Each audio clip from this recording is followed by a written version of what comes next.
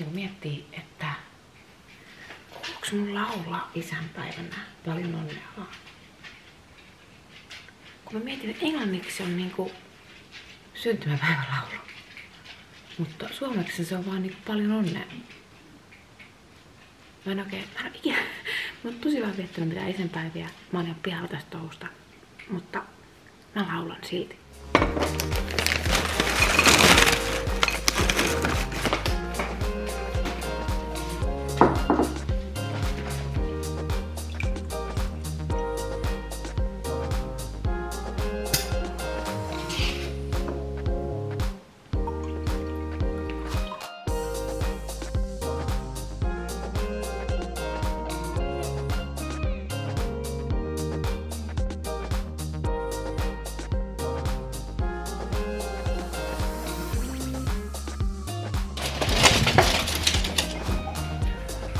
Paljon onnea vaan.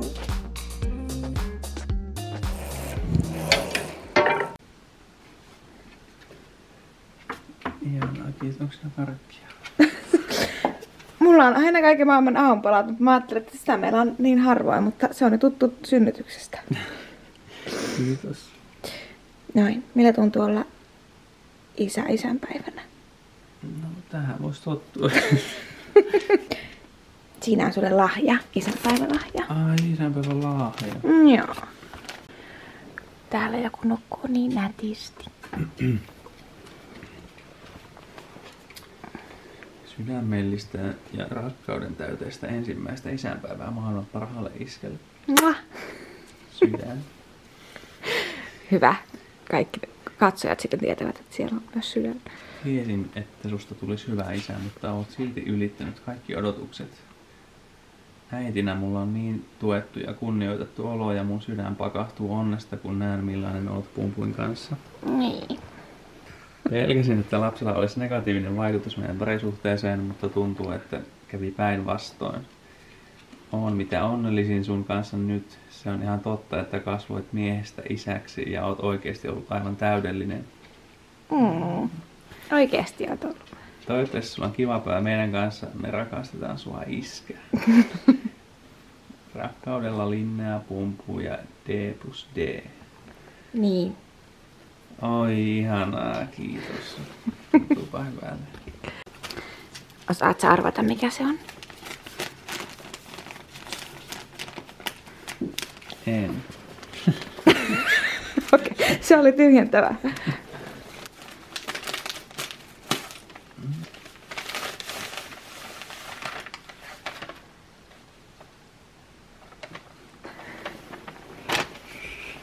Mitä? Paita. Mikä siinä on? Pizzapala. Se on tämä sinun paitasi. Ai. Onko hän se puuttuva palanen? On, ja siinä on Pumpuin osa tästä asukokonaisuudesta. Oi, miten söpöä. Mitäs täytteitä meillä on? Siellä on kyllä sieniä. Mä tiedän, että sä et ole ehkä niin tyytyväinen, mutta niitä ei saanut valita. Mutta mä ajattelin, että se on myös meidän päivän ruoka. Oi. Noin. Ihanaa. Mä sain kuulemma mun karkkivalinnoista 10-. Mä en siis onnistunut täydellisesti. Mitkä siellä on vääriä? No ei nyt vääriä, mutta tässä toimissa on tämä on vähän. Niin, no niitä mä otin vaan Ja 2. sitten se suklaa on ehkä semmoinen, kun mä yleensä ottaisi tänne sekaan. Mutta jäi vähän parantamisen varaa. Sitten Niko tässä, me vähän keskusteltiin, niin sitten se oli ihmeessään, että mä lauloin sille syntymäpäivälaulun. Mutta mä laskelmoin tämän katon niin, että se olisi nolompaa, jos kuuluisikin laulaa ja sitten mä en olisi laulanut. Ja sitten mä ajattelin, että jos mä laulan, niin se on pienempi paha, että tulee plussaa kuin että... Ymmärrän päättelyketjusi. Mut okei, nyt mä ymmärrän, että ehkä ei pidä laulaa isänpäivä. Ensi isänpäivä. Saa laulaa, se oli vaan semmonen yllättävä. Ensi isänpäivänä mä en aio laulaa.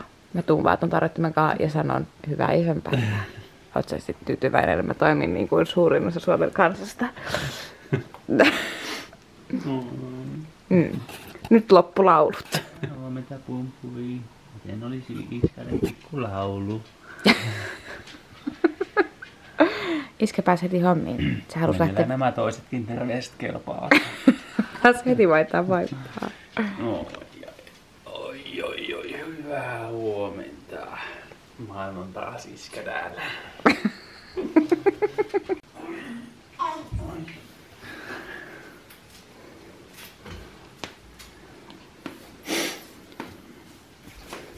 Mä annan teille vähän yksityisyyttä.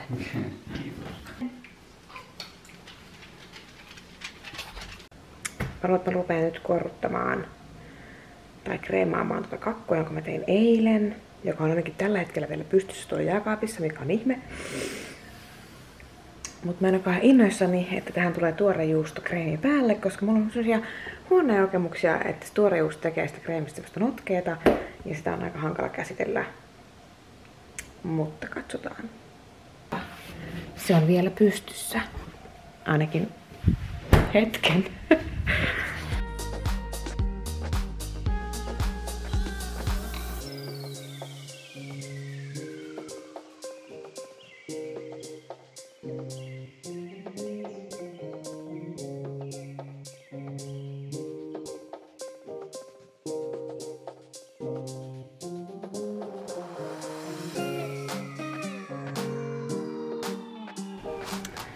Siitä tuli jokseenkin ruma, mutta tässä ei tähdättykään.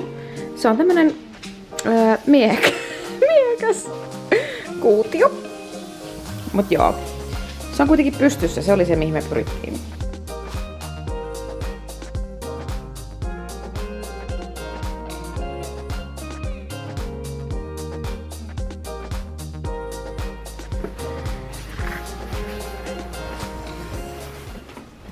Mä vien sut pumpuun erityiseen paikkaan.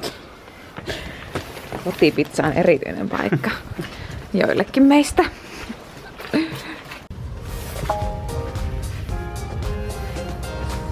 Sitten siis mä oon mua vuosisadan äiti oikeesti. Mä tajusin tässä kun me lähdettiin liikkeelle, että meillä ei ole mitään hoitokassia tai laukkua mukana. Ei siis mitään tarvikkeita muuta kuin itse vauva. Nyt vaan toivotaan ihan sikapaljon, että se vaan nukkuu eikä kakkaa minnekään. Vaippaa ei tarvii vaihtaa ja toivottavasti sille ei missään tapauksessa tule nälkää, että mun tarvitsisi jossain kotipizzassa imettää. No niin.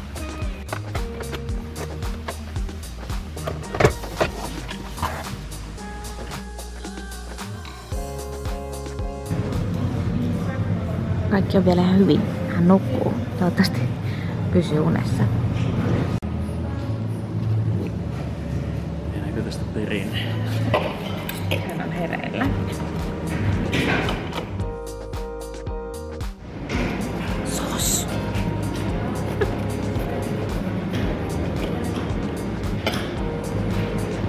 Tunnelma on käsin kosketeltavissa. Pumpu on imus. Pumpu on imus. Taas.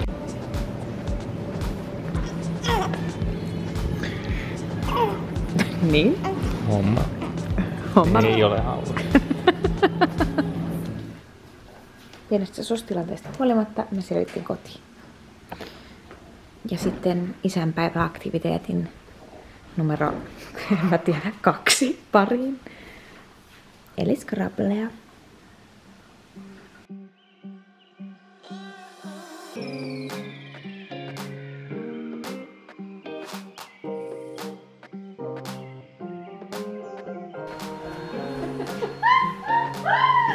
Ei uskois, että tän on tehnyt sama henkilö, kun on tehnyt niitä joitakin akkuja, mitä on joskus tehnyt. Jos tossakin leikataan keskellä ja pohjaan asti. Ei pohjaan asti. Ei, tähän voi leikata makua lähellä. Niin. On se kyllä ruma. Se on tosi ruma. Tää niin se iskän pala. Joo, just niin. Sä voit leikata minkälaisen sä haluut. Mutta varmaan sen... Eikö mukaan 4, jos mä tosta leikkaa tasamittaiset sivut? Se on vaan tästä 4, mutta sit palastahan tulee, tääkin on kuutio, ei tää on niinku 4. 4 olisi vaan niinku tää osa tästä. Mm-hmm. Me harjoitellaan täällä vielä näitä avaruudellisia, geometrisia kuvioita. Mä leikkaan tästä nyt kuution. Ihan kuin olisit ennenkin leikannut tän tyyppistä kakkua. No, sisältö se näyttää ihan mehevältä. Namma.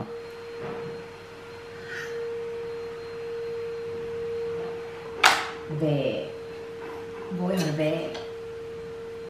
Nyt on jo aikoihin eletty. Niko yrittää laittaa fiini tonne laudalle, niin kuin se olisi joku virallinen suomenkielinen sana.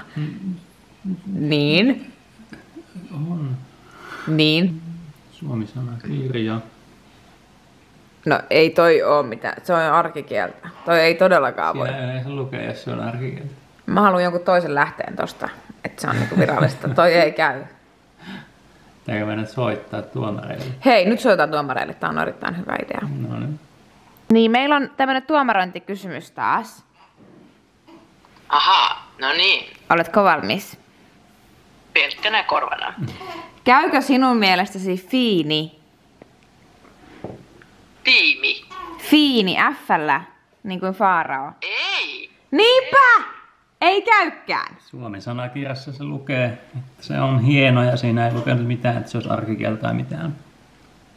Niin, no, mutta se on niinku svetisismi. Se on ruotsi. Niin, tai englannitismi. Niin kuin fine. Niin, no mut yleensä, no joo. Mut en kyllä hyväksy, mutta en mä tiedä, se on isänpäivä ja isä ei ottaa tällaista. Ai, sulla on kyllä jotenkin vähän silleen... Kyllä mielestäni yleensä säännöt pitäisi olla aina samat. Niin Hei, aikaisemmin on pidetty Raamattuna tätä Suomen sanakirjaa, että mä olin reilu, kun mä annoin sulle mahdollisuuden soittaa. Minä, hei.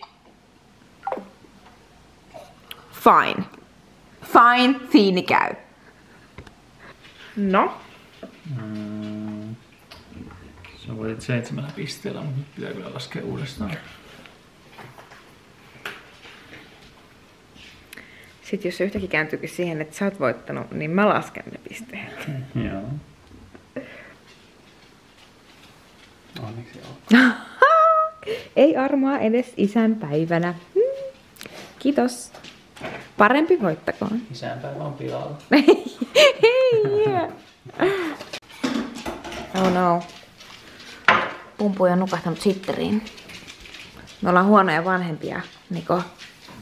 Lasta ei saa nukuttaa sitten. Mikä se oli se syy, miksi te ei sitä muuten saa nukuttaa sitteriin? Mua pelottaa siirtää hänet tunemaan petiinsä, koska sitten voi tapahtua herääminen. Ja se voi tarkoittaa imettämistä, joka on epämiellyttävää. Kohta on jalkapalloa, rakas. Oi, ihanaa. Ai että, en malta odottaa. Viime aikoina tässä on ollut sellainen riski, kun katsomme jalkapalloa ja seuraamme sitä joukkuetta, mitä Niko kannattaa, eli Chelsea, ja ne on niin huono, että ne koko ajan häviää, niin sit on aina huono mieli. Niin tää jalkapallon katsominen on entistä tylsempää nykyään. Eikö sulla mitään kommenttia? Sanattomaksi vetää. Koska kaikki sanat ovat tosia. Uskaltaisitko siirtää pumpuun, koska näen? Joo.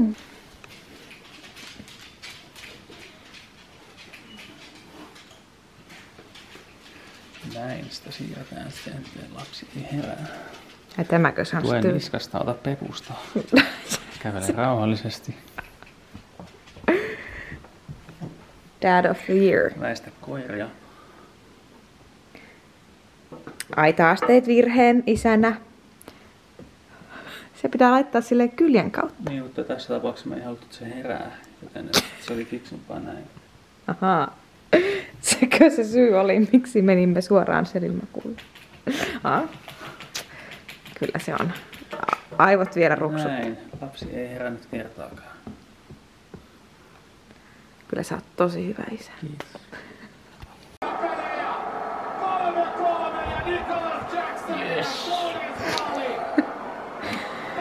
Tää on uskomatonta, että Chelsealla voi mennä näin hyvin. Tän täytyy olla kuin isänpäivälahja sulle.